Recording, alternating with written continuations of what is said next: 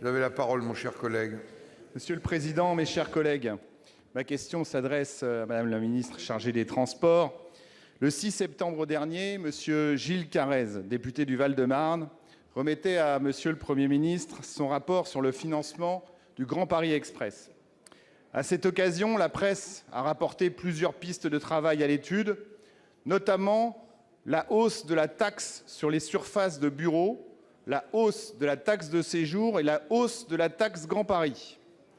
Madame le ministre, il n'est pas question de remettre en cause le bien-fondé du Grand Paris Express. Il faut enfin être lucide sur ce projet pharaonique qui engloutira durant plusieurs dizaines d'années les investissements en transport de toute la région Île-de-France au détriment de la modernisation du réseau existant qui est au bord de l'implosion.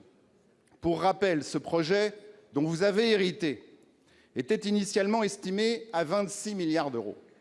Nous en sommes aujourd'hui à 35 et nous sommes nombreux à penser que la note va encore s'alourdir dans les années à venir. Alors avec ces 200 km de tunnels, ce projet de transport a été conçu comme il y a 30 ans, alors que d'autres solutions existaient et existent encore, des solutions plus rapides à mettre en œuvre, plus écologiques, plus adaptées au bassin de vie et surtout beaucoup moins coûteuses.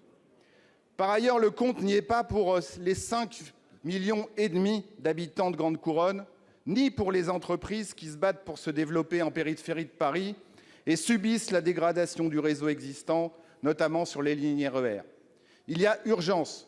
Nous ne pourrons pas attendre 15 ans de plus. Les accidents sur les voies se multiplient et les drames ont eu lieu récemment, comme à Brétigny, dans mon département de l'Essonne. Alors, Monsieur le Premier ministre, Madame la ministre, plus exactement, ma question est simple.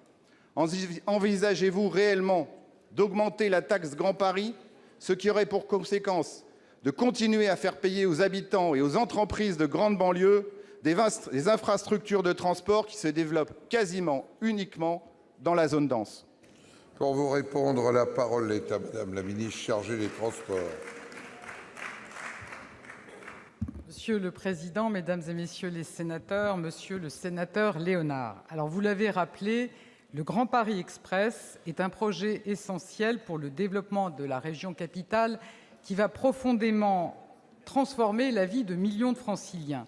C'est un projet d'une ampleur exceptionnelle, avec la construction de 200 km de lignes nouvelles, 68 gares. Le Grand Paris Express représente un défi absolument hors norme, mais qui doit bénéficier à l'ensemble des habitants d'Île-de-France, grâce notamment aux nombreuses gares d'interconnexion ainsi qu'aux lignes de rabattement. Et il ne faut pas opposer la réalisation du métro du Grand Paris et la modernisation, l'amélioration des réseaux existants. C'est tout le sens du plan de mobilisation pour les transports en Île-de-France qui associe la région, les collectivités et l'État. Et je rappelle que ce sont 7,6 milliards d'euros qui sont prévus dans le cadre du contrat de plan État-région 2015-2020 au profit de projets et d'améliorations très concrètes pour les Franciliens, qu'il s'agisse du prolongement du RER E, des schémas directeurs des RER, dont le RER C que vous connaissez bien, des prolongements de lignes de métro ou de tramway, des lignes de tram-train également. Sans parler de l'effort exceptionnel sur la régénération ferroviaire, je rappelle que nous allons consacrer 50% de financement de plus dans cette décennie que ce qui a été fait au cours des 10 dernières années.